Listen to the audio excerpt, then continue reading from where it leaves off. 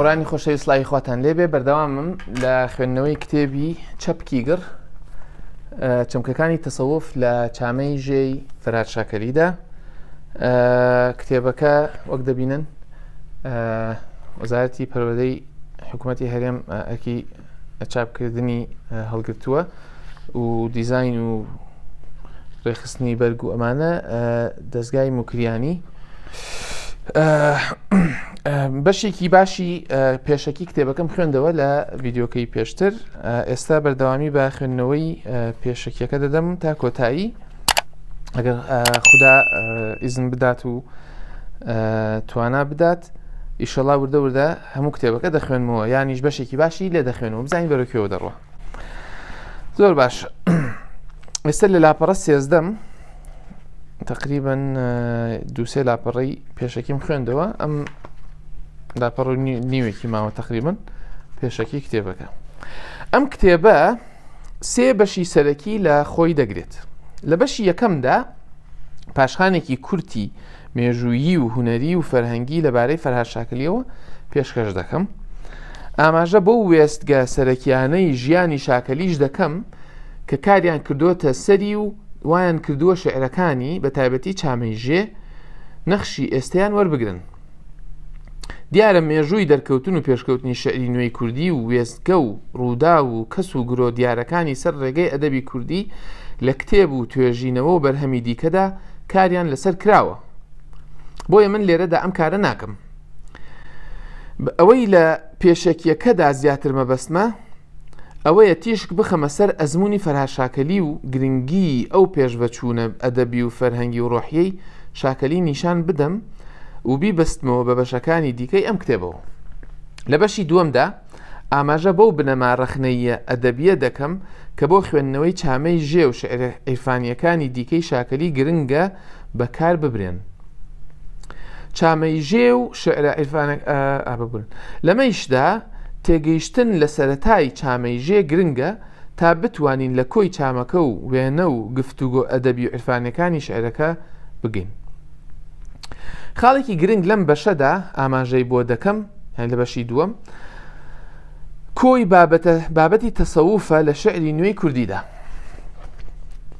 باسی ئەوە دەکەم کە شعری نوێی کوردی لەسەر ئەو بنەمایانەی شاکەری دایمەزراندون و لەسەران دەڕوات دەڕۆستی دنیای تەسەووف دێت. ئەوە نیشان دەدەم کە لە دنیای مۆدێرنی پڕ لە جەنجاڵی و ملشکاندنی سیاسی و هەڵپەی دەستخستنی حەز و ئارەزۆ مادیەکاندا چامەی ژێ بۆ نوبەرامەی ئەزمون و هەست و تاسە و خۆزگە عیرفانیەکان بەسەر خوێنەردا دەپرژێنێت. لە بەشی سێمدا ئاماژە بە ناوەڕۆکی نیشتمان پەروەری و خۆشویستنی خاک و خەڵک و خوێش دەکەم کە چامەی ژێ لە بازنەی تەسەووفی ئەدەبیدا گزارشتی لێ دەکات. ئەو نیشتمان پەروەرەیەی چامەی ژێ نیشانی دەدات زۆر جودایە لەو ئایدیۆلۆجی و نەتەوەپەرستیەی سیاسیەکان وەک ئامرازێک بەکاری دەبن.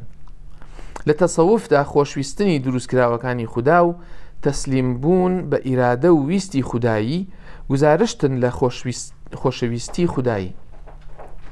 لەم سۆنگەیەوە نیشتمان پەروەری لە چامەی ژێدا خوڕەی هەمان ئەو چەمەیە کە دڵی عاشق بۆ شکاندنی تینوێتی دابڕان لە مەعشوق ئاوی لێ دەخواتەوە. هەمان ئەو ژێیەیە کە شاعیر دەیلەرێنێتەوە تا لە ئاوازەکانی دڵی خۆشەویستەکەی بگات. لەوانەیە ئەم خاڵانەی خوارەوە بەرچاوی خوێنەری ئەم کتێبە و چامەی ژێش زیاتر ڕوون بکەنەوە. چامەی ژێ لە سەردەمێکدا نووسراوە کە شاعیر لە قەیرانێکی سەختی فکریدا دەژیا. قەیرانێک هەڵقوڵاوی دوودڵی و دڵڕاوکێ و ناڕوونی ڕوانگە و بارگەی جەستەیی و فکری و ڕۆحی بوو. کەچی لە هەمان کاتدا سەرەتای ئاشنابوونی شاعیر بوو بە ئەزمونەکانی دنیای تەسەووف. خاڵی دوم گرنگە ئەوە بگوترێت کە ژێ دەقێکی پەخشانە شعرە و نمونەیەکی زیندووی سەرەتاکانی دامەزراندنی ئەم فۆرمەی شعری نوێی کوردیە. سێ ژێ ئەگەر درێژترین قەسیدە نەبێت لە مێژووی ئەدەبی کوردیدا ئەوە یەکێکە لە درێژترین قەسیدەکانی ئەم مێژووە. لە کۆتاییدا گرنگە سوپاسی مامۆستا فەرهاد شاکەری بکەم کە لە ڕێی هاوڕێیەتیەکەیەوە دەرفەتی ئەوەیدا بە ئازادیەکی تەواوەوە مامەڵە لەگەڵ ژێدا بکەم. لە وەرگێڕانەکەیشدا هاوکاری من و هاوڕێکەم بوو. لە هەر دەمێکدا لە مانای وشەیەکی کوردی یان هەڵبژاردننی باشترین وشەی ئینگلیزی بۆی بە تەواوی هاوکارمان بوو.